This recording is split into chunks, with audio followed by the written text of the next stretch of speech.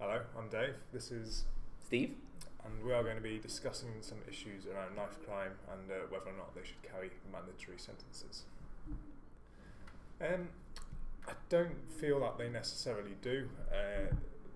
Prison sentences are something that people often look at and think, okay, well, if somebody knows they're going to go away for 6 years for carrying a knife, surely they won't do it. I don't feel that's solving the real issue. If somebody's carrying a knife, then there must be a reason they're doing so. Perhaps they're scared, they feel like they need protection, perhaps they feel everybody else is and they're at some sort of disadvantage if they don't.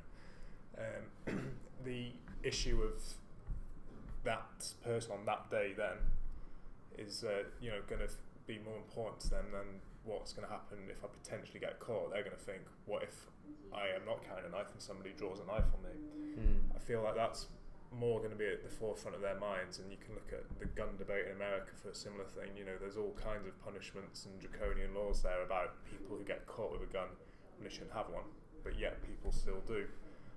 So I don't feel that harsh prison sentences will necessarily make much of a difference. Okay.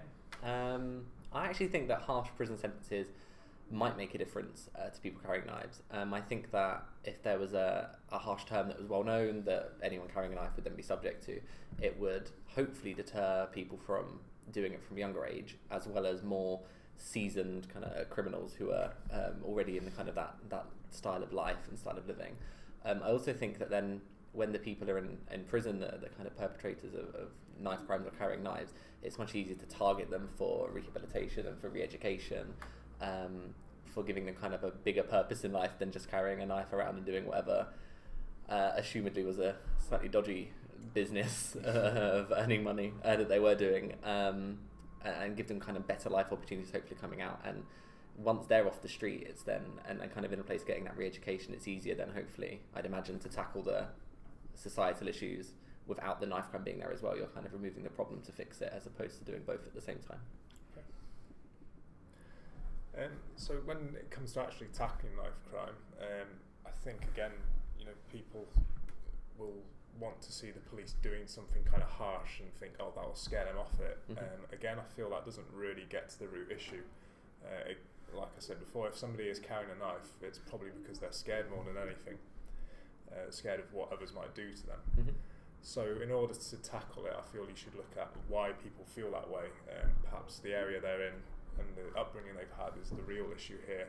If we were able to get to people young and give them the opportunities that they need, looking more into that kind of benefiting society at a young age rather than letting them get into a position where they feel they need to carry a knife, I feel like that's a far more effective way for things to be dealt with. I know the police might not be directly involved then, but they could be if police spoke to these potential offenders at a young age.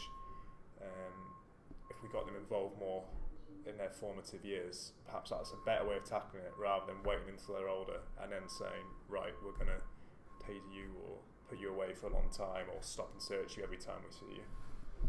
Okay, yeah, that's quite interesting. I agree with some of those points. I do think that the police should be more involved in educating from a younger age. My background's in primary schools, and we'd often have police officers in to talk about slightly more woolly issues, like what to do if you see something going wrong and how to call 999. But actually having them come in and having maybe slightly clearer involvement with things like knife crime in areas where that's a big issue. I think that would be a really big step from a young age to build those kind of experiences into the children's lives, so that hopefully when they're older they're not deciding to carry knives. But I do also think that there should be more police on the streets, kind of like keeping a check on this in areas where it's kind of prominent and happening quite a lot.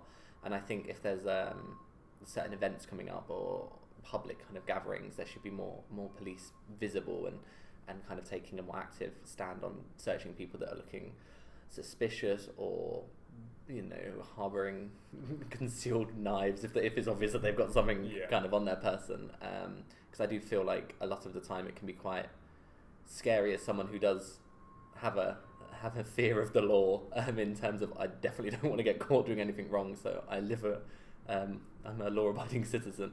It can be quite scary then when you don't see police in an area, but know that crime is still happening. So I think both of those things would need to be done at kind of the same time again to have a big impact. So I suppose there's another argument there as well, that having police there is not just to catch and stop people, it's to make other people feel safer as well. Yeah, definitely. Yeah, and I think if you're saying that the reason some people might be carrying knives is to feel safe and protected, having the police there instead of them needing to carry a knife would be the better way of doing that. Okay. I think carrying a knife in public should carry a long prison sentence. I think at the moment it's around 4 years if you're carrying and haven't used it. I do think it could stand to be a little bit longer, and I don't agree with some people who say it should be on a kind of case-by-case system with the judge deciding based on more circumstantial kind of factors. I think once that kind of side of the process gets involved, it can become quite easy to say, oh, but they were doing it because they felt unsafe and they're young and they've got prospects, and it very quickly filters down to kind of not being as bad as it would be assumed, and once one person kind of gets away with it, so to speak, and instead of getting the maximum sentence gets an 18-month I don't know the proper term, suspended sentence, then it's not as scary for the next person to do it. They might think, oh well, that person carried a knife and they're not actually in prison and they've only got an 18-month suspended sentence, and they're still allowed to walk around. I think it should be a very strict and a very clear, if you do this happens, a kind of consequence kind of rule. And I think, like I said earlier, that then once those people are then in an area like prison or wherever they're kind of put for re-education and keeping them off the streets, it might then mean that they can be targeted for some really good kind of re-education on why that is needed. Okay, no, I see your points there, and I do see the appeal of like the sets. Someone knows what they're going to get if they're carrying one, and it's clear then. But I feel that I don't feel it would deter people that much. I don't feel like a mandatory sentence, if it's not going to deter them for the reasons I said earlier, they're going to think more about their day-to-day safety in terms of like being able to protect themselves, if they are scared of that.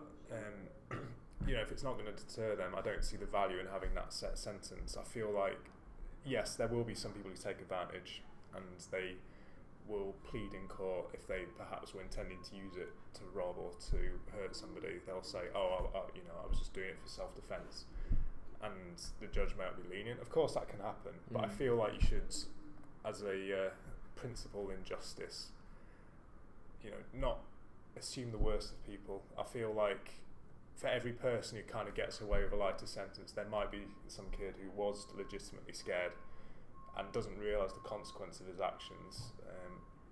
He could be put away for 4, 5, 6 years, and rather than be re-educated, he could be a fairly normal kid who goes to prison, falls in with a bad crowd there, and comes out a career criminal. So it can go either way, really. I feel like we both want the same. We want people to be re-educated, to have the opportunity to do better, but perhaps just different methods of going about it. Yeah, that's really interesting. I feel like we've covered quite a lot of common ground there. We both want people to be educated and rehabilitated properly, I think. But despite that, there's maybe some differences in how we go about it. Like you're saying, obviously, longer sentences or set sentences can deter people. I feel they wouldn't deter and would maybe just make the problem worse if people end up in prison and come out criminals. But maybe a balanced approach between the two, maybe a bit of both could work out best. But yeah, I feel like there's good debate there. What do you guys think?